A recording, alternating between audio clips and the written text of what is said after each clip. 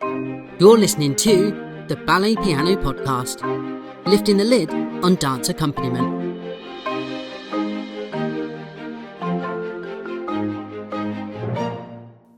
Ladies and gentlemen, welcome back to another episode of the Ballet Piano Podcast.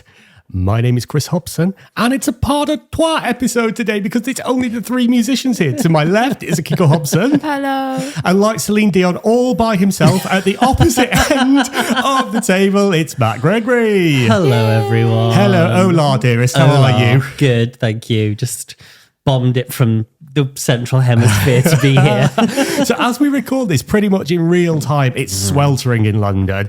David's hop-footing it around Hong Kong, celebrity judging and ballet teaching and variations teaching, having a wonderful time. And he's left the three reprobates in charge. He just sent a photo of the hotel, didn't he? He's having a lovely time and he Lovely. sends everybody his best wishes and he really wishes that he was here with us. He does not in any way. So as you may have seen from the episode title, today we're going to talk about preparation for a ballet class, but not in terms of sort of preparing your repertoire and learning a schedule, but it's literally how do you prepare physically and mentally for playing either one ballet class or a series of ballet classes through a day, and how is that different? Because it is, and I'm sure we've all got our own little things and our little idiosyncrasies that we do. For example, I once worked with a teacher who couldn't start a ballet class if one of the studio doors was open because she said all the energy went out of the room. And I was always looking out of the room as well. But honestly, seriously, Just to close all the doors. So all the doors had to be closed. What for if her. it It's is sweltering hot? hot, yeah. Tough. Oh. Suffer. People Did suffer you for their try to art. open it without No, being noticed? no, I did not. And if someone came in or went out, they had to properly close the Yes, door it again. always had to be closed. Wow. Wow. So, I don't know. Akiko, how do you start? So, like, physically, you're on your way into work in the morning. You're on the underground. What's physically going through your thought process on that way into work? On the tube. Yeah. I fall asleep on the tube, you see, so I don't really... That's useful for this episode. But I make sure I arrive at work with plenty of time. So I have time to prepare a cup of coffee normally to bring with me, and also have a sip beforehand. And also I make sure I go to toilet. And it's not that I need a toilet, but like I think any time before the class or rehearsal, whether you want to go or you don't want to go, I just make sure I go to the loo, because I've got this like mental pressure that what if I want to go to the loo halfway through the class. So I make sure, I never leave class unless I am desperate for the loo. Yeah. I just don't leave until the end. So embarrassing, isn't Even it? if I need it and Yeah. I think there's half an hour left, I'll just hold it. It's got to be pure desperation. Exactly. To leave. And then I'll only go between bar and centre. I tried to do that playing a ballet class in the centre of town the other week, and both bathrooms at Pineapple Dance Studio happened to be engaged. So I was running between the two of them like Edler's chicken, and I was like, I've got to go back because Centre Port-de-Bras is going to start. And we got Centre Port-de-Bras, and I think we got Centre Ardage done. And in between Centre Ardage and Tondu, I just had to nip outside very quietly, sort of wave to the teacher, I'll be back in a minute, because I was desperate. It's just embarrassing, isn't it? I don't know if this is too gruesome for the podcast, and please cut it out if it is. But whenever I'm on antibiotics... Yes, antibiotics can have an effect on the body, it can't gives they? you the trots. Yes. They can have an effect, yes. Yeah, and... Can yeah. make working difficult. And I'm like, oh, can you just give a bit more correction? I've got to go to the loo. And I think because of this, and something wrong with my bladder, I think. But if Is that Joshua or Hazel's fault? or maybe just my fault, or Joshua and Hazel. But if I have a cup of tea, I literally need to go to toilet like every 3 minutes. So I make sure I don't drink tea before the ballet class. Coffee is fine, just not tea.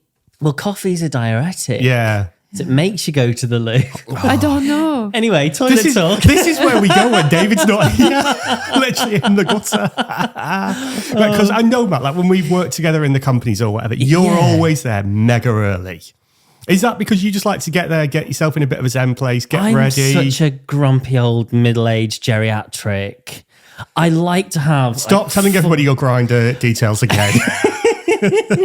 I like 40 minutes with the crossword. I'm a crossword addict. 40 minutes before the class? Yeah. Wow. I'm sat down with a coffee, social mediaing, Instagramming, like looking at emails, like looking at the diary, just, yeah. And actually going back to the topic of this episode, how we prepare for class, come Sunday evening, we pretty much know what we're doing that week, really. Yeah. All work's been locked in pretty much unless something last minute comes in. So, yeah, I will go through my diary, see if I've got a company class or an open class or a school class, because that informs how I play, what I play, what teachers I might be playing for, what rep they like, what tunes they don't like. And so that's what I'm sort of thinking as I'm going into class. Yeah. Because some teachers don't like jazz or a tune. Some like you Some to don't like improvise it from a bit more. ballet or whatever. Yeah, so that's how I'm preparing pretty much. Because I always like to, like, on a physical side of it, I always like to have a bit of exercise before a class, because I find you can sit down for 75 minutes or an hour and a half. And I feel a bit so like, say if it's... Well, you used to cycle. Well, I used to cycle sort of 13 miles each way every day now. And if I happen to be working at the company down the road from me, it's only a 2-mile walk. But unless the weather's really bad, I will always walk it. Maybe stick a podcast on. I find the Ballet Piano Podcast is fun to listen to. Or, I'll sometimes even just walk without, just because I Wakes find you that... up, Yeah, doesn't it it? wakes me up, and it gives me that sort of like little bit of time just to myself before I go in and then give myself over to the studio or something like that. Or try and give as much as I can in the studio. But do either of you warm up your hands and your... Isn't that what the warm-up exercise is for? There's lots of scales and arpeggios in this warm-up exercise as Chris is warming up. But normally after like warm up and the exercise and plie, about first, second tone, you're warm, no? Your fingers are warm. Yeah. And in the winter, actually, I sort of leave my big coat on till quick tondu. And then I've sort of defrosted. Or like always wear a gilet in winter. Yeah. A little sleeveless gilet, because it can get cold, especially when you're not moving around in the studio. I think the pianist will feel the cold more than the dancers. Yeah. Because we're just sitting there. Yeah. But I did see some pianists who does warm up in the studio before the class. Yeah. So some people do, I think. I used to do warm-ups if I was playing rehearsals. If I was going straight into a rehearsal and not playing company class in the morning, I would go in, not for long, I'd just go in and just do 10 or 15 minutes. In the studio? In the studio, in an empty studio or on a practice piano, even sometimes on a clavinova if I was on tour or something like that. Just to get the fingers ready to get around those scores, be it Tchaikovsky or Prokofiev or whatever was on the menu that day. Because you left the practicing last minute? No, it was to get my fingers warm because I've been out drinking heavily the night before. It's like the early 20s years, the freedom times before it all went totally wrong. Do you prepare differently for different teachers?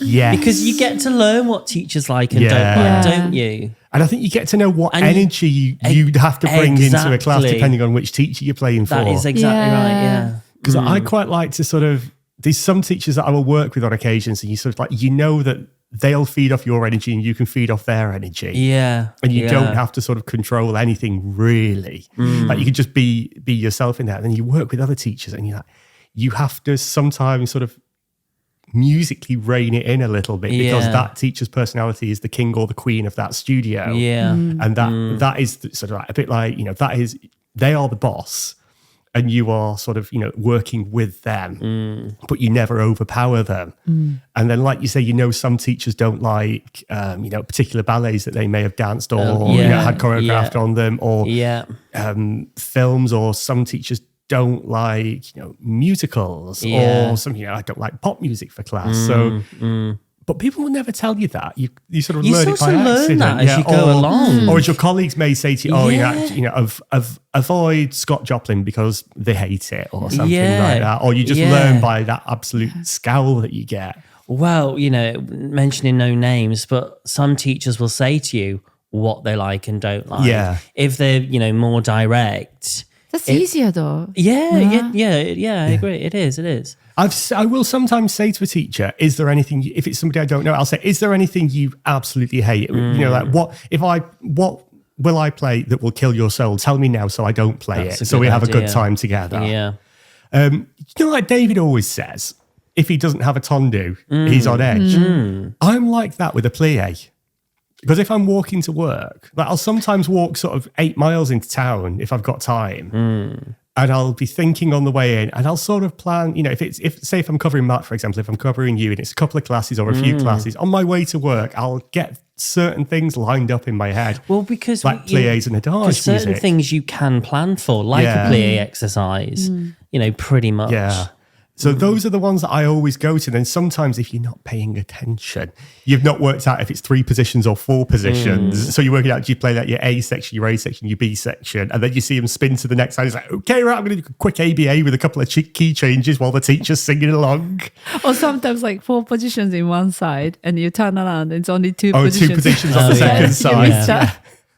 But pliés is always the one I think mentally that I will have try and sort of pre-plan in my head. And sometimes like the company warm-ups, a slow 3-4, I think, okay, right, what can I sort of, not bash them over their head and the eardrums with music to start off their working week with. Yeah, and then sort of following on from that, another preparation for me is sort of, what have I played in the last 2 or 3 days? Yeah. Try not to repeat myself or think of things that I haven't played that in a week and a half or whatever.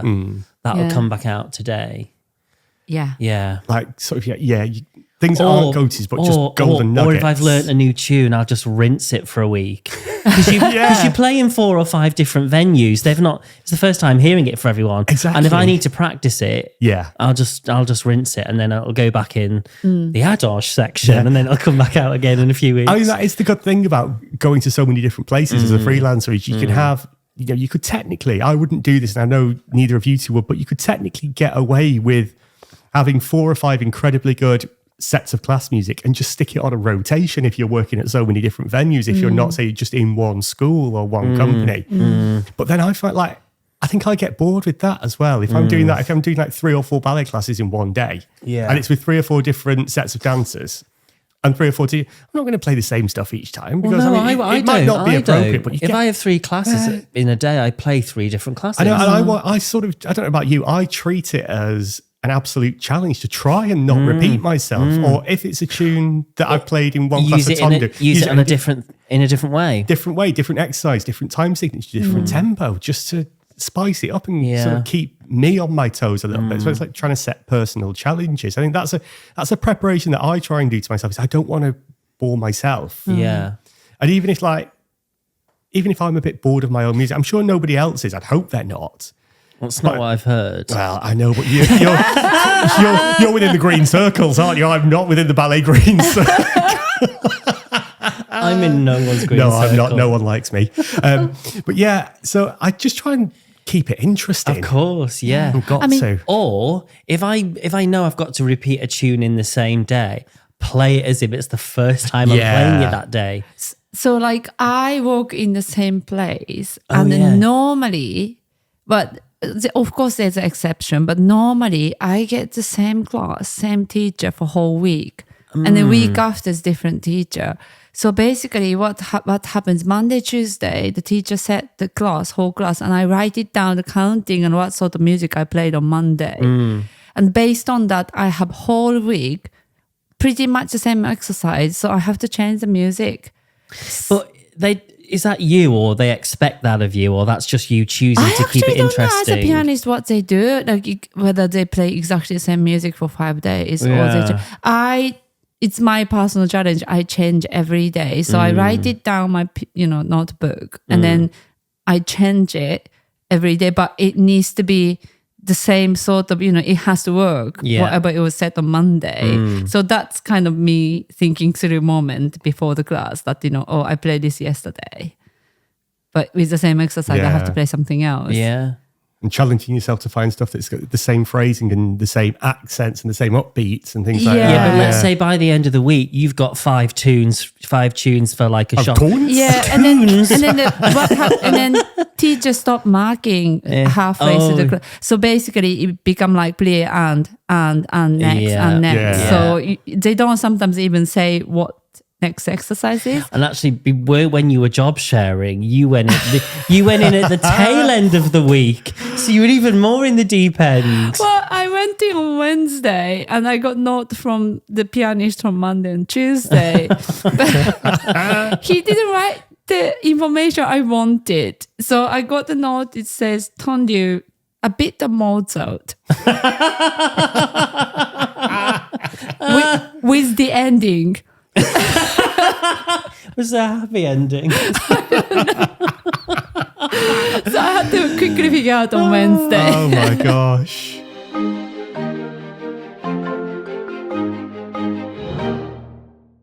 Tunes.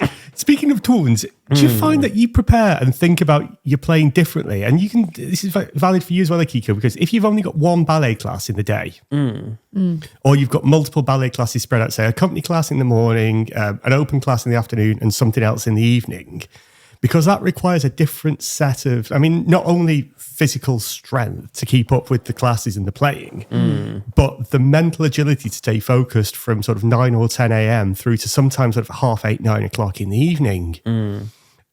And that's a tricky one, especially when you've got the gaps in the middle of the day.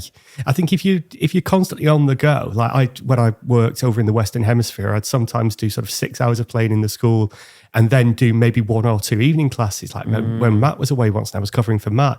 But that was almost easy because it was just constant. I was never off the conveyor belt. I was never off the escalator. It was just keeping going. Yeah, but aren't you knackered by the end of the day? Oh yeah, you were shattered when you got home. But I find it harder to start and stop and start and stop. It's like once I start, I keep going until I'm finished, and then after that, I struggle with the gaps in the middle of the day. Personally. With stamina and strength and whatnot, if you've got a nice piano, that's going to do some of the work for you. Yes, some of the pianos in central London are dreadful. Yeah, and they require you to just be stronger to make them sing, and it's really hard work. And if you're doing one of those in the evening and you've got all spaghetti fingers and spaghetti arms, and then the pedal keeps failing or something like that, and you've got like 1,000 groups it requires a lot. That's mentally quite hard though if you're on a really bad piano, and even before your class you're questioning like what state's it going to be in when I get in there. Or which key you can play or cannot. When I was in the company, donkeys years ago now, if there was a really out of tune note, I would occasionally just constantly play that key because it made me laugh. But, if it was like bottom A flat or top E flat, I was like, everything was in A flat or E flat. But I don't do that anymore because I'm freelance now and I need to be employable. So, and you try to actively avoid stuff or you're transposing in your head as you're playing to avoid, like I say, teacher wants a particular piece of music for a certain exercise. They say, this is loosely based on the Dying Swan. So they want something a la Swan, but your bottom G doesn't work. Your bottom G string's gone. So you've got, you're fumbling around in G flat or A flat just to make something vague. He's like, oh no, I can't play in A flat because then when we go, and the bass goes down a semitone, I'm on that G again and it sounds rubbish. Yeah. It was a really sweet note actually in a central dance studio in London, which was apologising to the pianist saying, we're sorry that the string has still not been repaired. It took longer than expected because the original string got lost. But the reception... Do you know who broke that string? I know exactly who it was. Who was it? It was me. I know it was. Oh my gosh. And do you know why the string was lost? Why? Because I took it out of the piano, rolled it up and took it to reception with a note apologising for breaking it. Okay. And so they must have lost it. I didn't know. And then the note, but technical question. Yeah. They don't put the same string back in. So does it make a difference if it's lost? I don't know. I don't think. And if it's snapped, it won't be long enough, But surely. it has to be like the same kind of string. Or the same brand of... The same make of string and the same sort of width, if you like. Fair enough. Listen, I didn't lose it. They lost it. I just thought it was sweet, though, that at least they'd put a little note on there to apologise for it being a bit of a hard work. Yeah. All right. More preparation. More preparation. So like you said that, when you have big gap, and I now have have like relatively, I would say big gap, but okay gap in between the class. And actually it gives me a time to, if I need to prepare something, practice, there's always there's a clarinova in the staff room or a very nice piano in the studio. So when the studio is free, I can just go in and practice as much as I want. And also it gives me the time to try to catch the teacher to make sure what he or she is doing for next few days, because sometimes information doesn't pass to the pianist and you turn up at the studio and then they were like, oh, we're doing this, do you not have a music kind of thing? And I don't really like it. I mean, I can manage, but it would be nice to know in advance. So this is opportunity to actually try to find the teachers or whoever to just make sure, you know, what's on the menu for the week. So those things I'm doing in between the classes. You know, the schedule at your school is there's lots of time on the schedule, isn't there? For prep. Because you're never back to back to back to back, are you? No. So you have got, like, as you say, those free periods to prepare for the next thing, or there's always so that's something really that good. I can do in between, which is quite nice because my previous work I just had to go from studio to studio, so I never had the chance to speak to the teachers sometimes. Yeah, long gone are the days of eating our lunches behind the piano, aren't they? I think. Oh yeah, I would we used hope to do so. that. Yeah.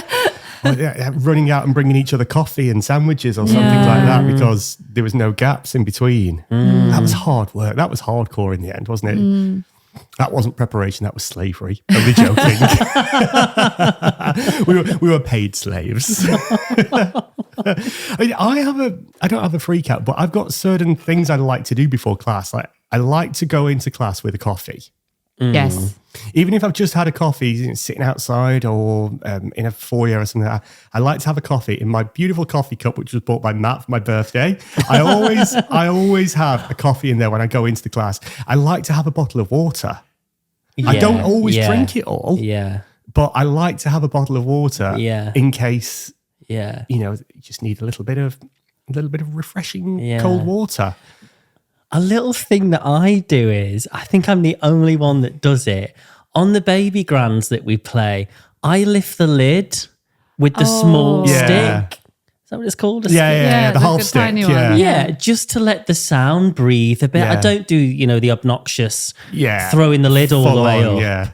But I always just lift it, you know, to the little one. Yeah. Just to let the sound breathe a bit. For the baby grands, I think that's really good. If you're at somewhere like sometimes if if we're privileged to go and play at somewhere like Rambert and you've got this absolutely monstrous C7 grand piano, concert grand, that does not need lifting. Well, I still do. Do you? Yeah. Oh, I don't. I've just never a lifted little it bit. in there. Well, I know a couple of pianists who fully open the piano lid for a class, which I find quite interesting. I don't know. I've never done that. No, really. not all the way to the top. I mean, sometimes I think the smaller baby grands, like a C1 or a C2, because the does lay it uprights out. have the front off. Yeah. Some most places, and this is like the strings breathe. I think it also depends on the size of the studio as well, though, doesn't it? And the acoustics in the studio, because some studios will really value opening the lid, especially with a baby grand. If it's a bigger instrument and a decent acoustic in the studio, I don't know, maybe I'm just lazy and I don't do that. Well, for example, at the Albert Hall yes. production studio at LCI, that could use the lid all the way up because of the size of the space. Even, what is it, a C3? C3 in there, So, But if you put the flea lid open, not the tiny one, if you're on the wrong side of the studio, you it blocks can't see, your right? vision. It's I know. depending on where the piano is. I know. Okay. Is it just because ballet swims through you so you don't need to watch them? You can lead them. I don't know. I don't know, like mentally, I don't want to stand out. So if I put the fully lid open, I feel like, Yeah, I know. you're giving a concert and I don't like that feeling. No. I'm always aware, and we've said it so much, I think probably more this year, in the last sort of 24 episodes, 25 that we've done this year, that we've all that how much music should reflect what's going on. Like with the Kiko, like you said, that's what you try and prepare every day and be different and treat it as a different challenge, isn't it? To make, it's like whatever, what did I play on Monday? Right. That was great. But is there anything that I can find anywhere in the Rolodex that are better? For the next day and the next day? And it's that sort of artistic and musical challenge which then ups the game for the dancers as well and keeps the dancers listening, the teachers listening, doesn't it? Because we used to do the same when we both worked with David. David would quite often set a class for Monday, then by Friday they'd be doing it. Actually, he would do his bar in the centre and things like that by the Friday. But he wanted by Wednesday, like Akiko said, he wanted it to be Tondu and he was quite welcome. He's quite open, and he actively encouraged the music to change daily to keep the students' ears open. But yeah, that's then down to our sort of challenge, isn't it? We used to have a shared note. Oh yeah, Akiko and I used to share notes on our iPad of like David's class and what we'd played and what he was asking for and things like that. Because you two, you, Chris, are geeky. So it doesn't surprise me you had a shared doc. Yeah, many shared docs You've were going on. got shared docs for everything, haven't you?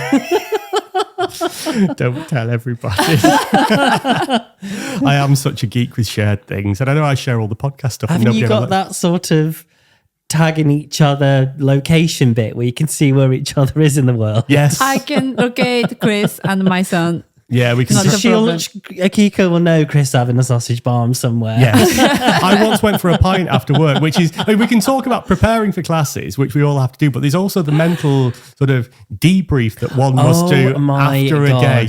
Now, in 2024, Matt and I tend to do this on voice notes after class, don't we? If it's been a good class or something's happened, there'll be a voice note. But some classes in the evening, if I've played all day, I have to go for a walk. Yeah. Before I get on the train and go home, I literally just have to walk, like coming off stage. Yeah, just clear the headspace. At 10:30 at night, you've just done the finale of your musical or whatever, and you leave the stage door and you are pumped. You've got to calm down. And some, if you think about it, 8:30 at night, the last thing you play is Grand Allegro. Yeah.